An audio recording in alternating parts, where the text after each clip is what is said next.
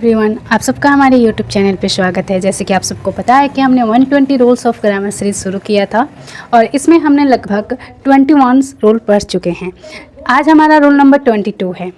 Rule number 22 को पढ़ने से पहले हम जानेंगे एडजेक्टिव और एडवर्ब के बारे में।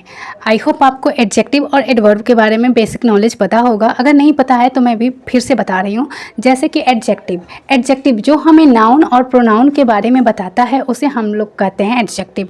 एडवर्ब जो होता है वह होता है जो हमें verb, adverb, adjective, preposition, conjunction इन सब के बारे में हमें डिटेल जानकारी दे, वो हो जाता है हमारा एडवर्ब। आइए जानते हैं हमारा रूल नंबर 22 क्या कहता है। रूल नंबर 22 कहता है कि अगर एनफ, जैसे एक शब्द है एनफ, इसी से यही रूल जो रिलेट करेगा एनफ से रिलेटेड करेगा।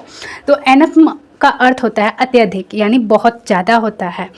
अगर एनफ जो है एडजेक्टिव का रोल प्ले करे, यहाँ पे आप देख सकते हैं लिखा गया है कि जब भी एनफ एडजेक्टिव का रोल प्ले करेगा तो वो नाउन से और प्रोनाउन के पहले आएगा। जैसे आप यहाँ पे एक एग्जांपल में देखिए, there is enough water in the bottle.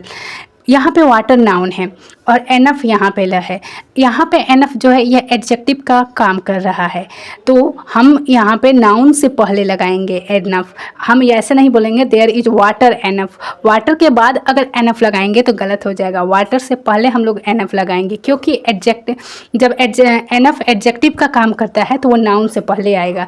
अब यहीं पे एक और बनता है रूल कि अगर एनफ एडवर्ब का काम करे, जब एनफ एडवर्ब हो तो क्या करेंगे, तो एडजेक्टिव के वो बाद आता है। जैसे कि यहाँ पे आप एग्जांपल देखिए, she is enough beautiful to win the Miss India competition. ये हमारा सेंटेंस गलत है, सही सेंटेंस बनेगा she is beautiful enough to win the Miss India competition.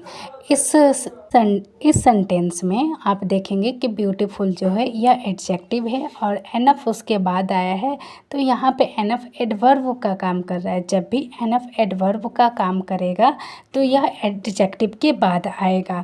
ठीक है, आई होप आपको ये रूल क्लियर हुआ होगा कि कब हम एनफ का प्रयोग करेंगे और कहाँ पे करेंगे। जब हमारा एनफ एडजेक्टिव का रोल प्ले करेगा तो प्रोनाउन और नाउन से पहले आएगा और एडवर्ब का काम करेगा तो एडजेक्टिव के बाद। रूल नंबर 23 कहता है कि कुछ शब्द के आगे एज का प्रयोग किया जाता है, जैसे treat, define, regard, describe, respect, despite, regard, describe, respect, despite, portray, view, know. ये सारे जो वर्ड हैं इन सब के आगे हम लोग लगाएंगे एज।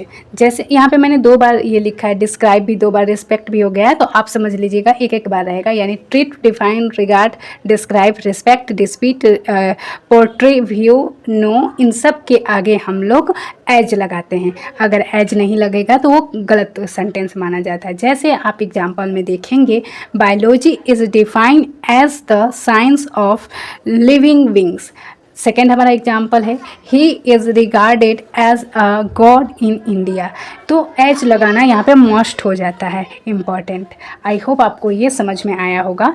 ठीक उसी प्रकार से कुछ ऐसे शब्द होते हैं जिनके आगे एज नहीं लगता है, जैसे होता है elect, name, think, consider, call, make, choice, appoint, etc. इन सब के आगे हम लोग कभी भी एज नहीं लगाते हैं। फॉर एग्जाम्पल आप देखेंगे, he has just been appointed, as नहीं लिखेंगे, यहाँ पे सिर्फ अपॉइंट लिखेंगे, appointed director of the publishing division, publishing division, ये सही है। फिर सेकेंड हमारा एग्जाम्पल है, ही थिंक्स एज नहीं करेंगे, नहीं तो गलत हो जाएगा, ही थिंक हर अ फूड। ठीक इसी प्रकार से the teacher called him stupid, यहाँ पे the teacher called as him नहीं करेंगे। यानी कुछ ऐसे शब्द होते हैं जिनके आगे हमें एज लगाना होता है, कुछ होते हैं कि नहीं लगाना होता है। जिनके आगे हमें एज लगाना होता है वे शब्द हमारे होते हैं treat, define, regard, describe, respect, despite और होता है रिगार्ड।